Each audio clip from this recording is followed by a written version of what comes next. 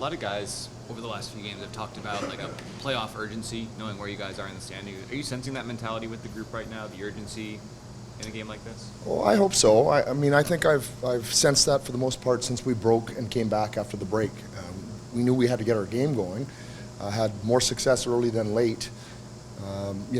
The disappointing part for us when you talk about urgency is we were tied on the road in the second period or third period both nights and came out with nothing. So there's urgency to get points.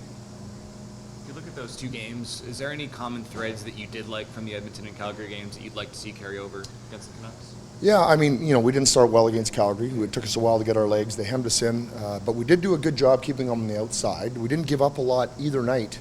Our third period was our best period in Calgary, and the third period was our worst period in Edmonton. So the third period's got to be your best. I like the push against Calgary better than how we played in the third in Edmonton. Kevin Fiala's been on a nice little run.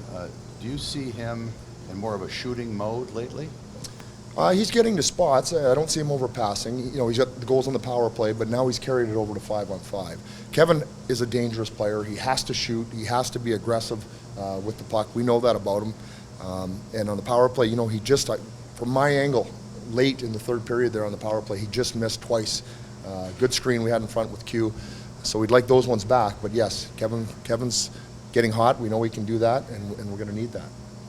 We talk about a lot of different guys filling the role that Juice brings for this team. How big is a guy like Trevor Lewis who can log 3-4 minutes a night on the PK and fill kind of that part of Juice's team? Yeah, you always trust Louis. Louis is a guy that any situation, you trust him.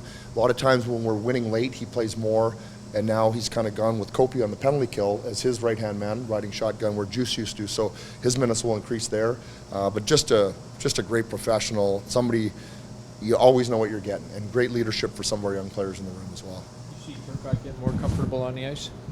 I think so. He's had a good run since he's come back up, and now obviously elevated with Kopi is a bigger role for him. He had that in the Calgary game, so he got through that once. Now to start there, and he's on the power play tonight. You saw that, so he's earned his way. I mean, I don't think we've handed him anything, and I think Kopi and Q are really excited to play with him.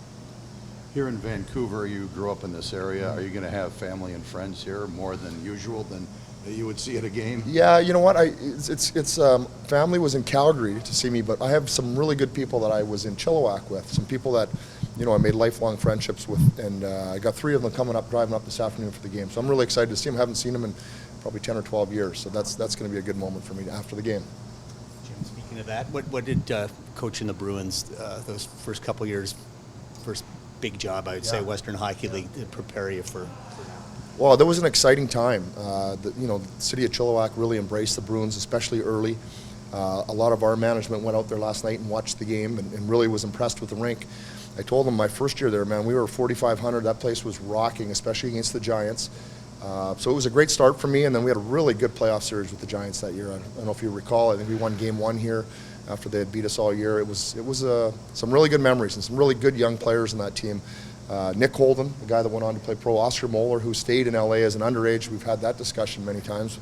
We could have used him back in Chilliwack. But anyways, no, just a really great experience. Some good people in that town.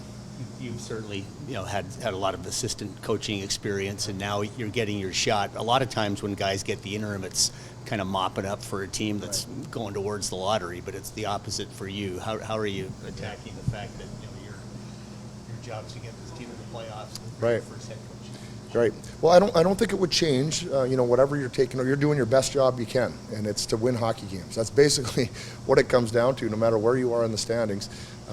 We like our team. We have a good hockey team. We know that. So we're pushing hard. We need some points on the road trip. It's the last crack at her here. But it's been a great so far, and the guys are good. We're playing. Let's see where it goes. One thing we hear about you, all the people mention around you, is that you're such a good communicator. So where does that come from, and how do you measure that or treat that part of your job, because it's obviously very important. Right. I don't know where it comes from. I generally like people. I like being around people, so I like interacting, like talking to people. I don't know. I think most people are like that. So, I'm just kind of be myself, I guess. That's just who I am. And lastly, I mean, you never want to see anyone lose their job, but here's your big chance. So, you were in it for such a long time. Did you think this was ever going to come, or Yeah, that way, or? I did. I always believed that. I've had some really good mentors along the way, some people who've really supported me. I spent a lot of time with Lou Lamoriello, both in Toronto and the Islanders. Is a big supporter. I knew that he's always in my corner, and he just told me to trust the process, Jim, keep doing your job, and you'll get your break someday. So, here it is now. Do you still go back to Port Alberni? Is that home still? I haven't been there in a while, no. I haven't been there in a while, but I have a lot of still family out there and really good friends I met from my couple of years there too. So do you come back to BC much then at all? I was here this summer, yeah. We have a family lake property at Christina Lake, so I usually come back every time to Christina Lake, yeah.